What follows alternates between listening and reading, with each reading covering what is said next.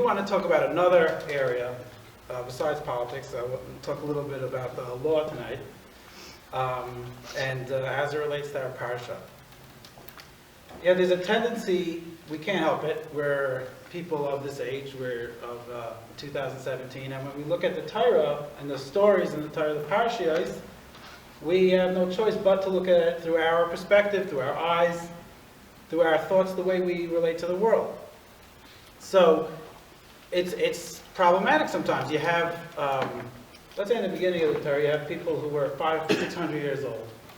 And then when we think with our terms, it's like, when did these people get a driver's license? Like at 200, they're like taking the driver's test, and like, when was the midlife crisis? At 350, and then you retire at 500. So it's like, you can't, sometimes you just can't fit those concepts into our hasagas, our ideas.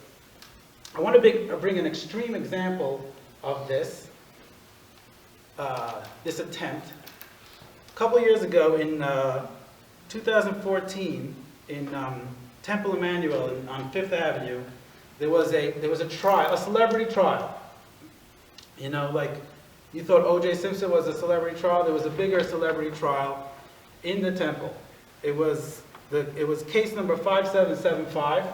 It was called, and it was a U.S. federal district judge presiding, and the case was the people versus Abraham. That was the case, and it was star-studded. It had prosecutor Elliot Spitzer. This is a real thing; it really happened. And the one representing the defendant's lawyer was Alan Dershowitz. And this really happened. So there were two charges against Abraham. There was attempted murder and child endangerment, and this was for the Al-Qaeda. Now, as the judge said, she's not so sure about her jurisdiction there, and plus she said the jury is a little slanted because they were all descendants of the defendant of Abraham, all the people there who went. So. But the jury was the people in the audience. 1,500 people went to this. And a couple of highlights, a couple of funny points between the two attorneys. Obviously, make a disclaimer, I don't really believe this is a valid trial or anything like that. But, the question was, at one point, Dershowitz said, well, you haven't proved that he's a child. How could you say this charge of child endangerment? Yitzchak wasn't a child. I'm talking about the Al-Qaeda. Sorry, that was what the case was about. Spitzer said back that, we can't really think that Sarah had a baby at 90 years old. You don't really believe that was possible. So Dershowitz said, I want to change the venue of this court. We have to move down to an Orthodox synagogue, because you're dealing with ideas that don't apply. You can't bring your own foreign ideas into the story, into the narrative, and then make up your own facts to bring your own case. He says, if we were there, not only would you lose, they would kick you out of the shul. It was humorous the way it was reported. I think Wall Street Journal started off their article by saying it was a hiking trip for father and son that ended badly. It was like all the different views on the Al-Qaeda. In the end, luckily for everybody, Avram was acquitted. 687 to 590 on the attempted murder charge. Voted he was innocent, and a bigger margin on the child endangerment, 748 to 529. So. This is it's funny. It's an interesting story, and it's nice to see that people are still interested in this fascinating episode of the Al-Qaeda.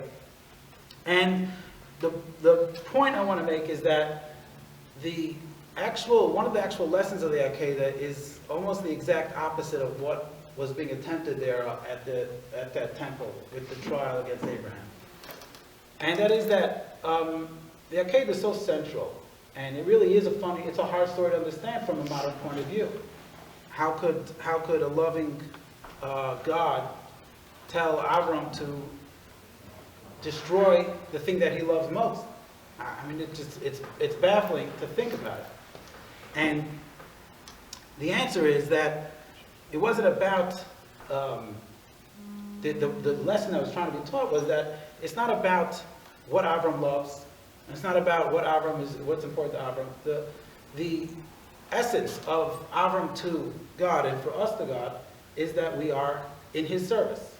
That when we're told to do something, we do it. Whether or not any circumstances. This was the extreme example of a situation where the circumstances were so obscene, so extreme, that no human mind can comprehend how it even could be instructed. But that was the perfect example for Hashem to see whether Avram had complete and total faith that he had nothing of his own. Even the thing that was dearest to him, the most important thing, his very essence, he would give up. Which shows that he is completely beholden. He is completely a servant. He is full of sacrifice. That's what it showed. He was the sacrifice, Avram. Because he said, he heard it, and he said, I'll do it. Whether or not it made sense, whether or not it was too hard, whether or not it was giving up everything he ever had, that's who he was. He was just completely self-sacrifice. And in Judaism, that's what sometimes it means to be a good Jew, is to lose everything. You know, if somebody says, here, you have an opportunity, here's the deal, all you got to do is make one phone call on Shabbos, you'll make $10 million, you can support all the yeshivas. And if not, I'll take your house away, and I'll take your kids and you go to jail. You can't do it. You can't do it. You can't do it you can't even flinch, because that's what it means. It means there's a law, there's a God, and there's Father. Now what these people did at the temple was reversed. They said, you know, how about we put our values? How about we put our legal system? How about we put our ideas of child endangerment, of attempted murder, and put let's see what we come out with, whether or not in our judgment the Akedah was correct or not correct. Maybe he's guilty according to our ideas, according to our systems. And that's the exact opposite is the lesson of the Akedah, is that it's not about our ideas, it's about listening to the ideas of Hashem and following them as much as we can. Good night.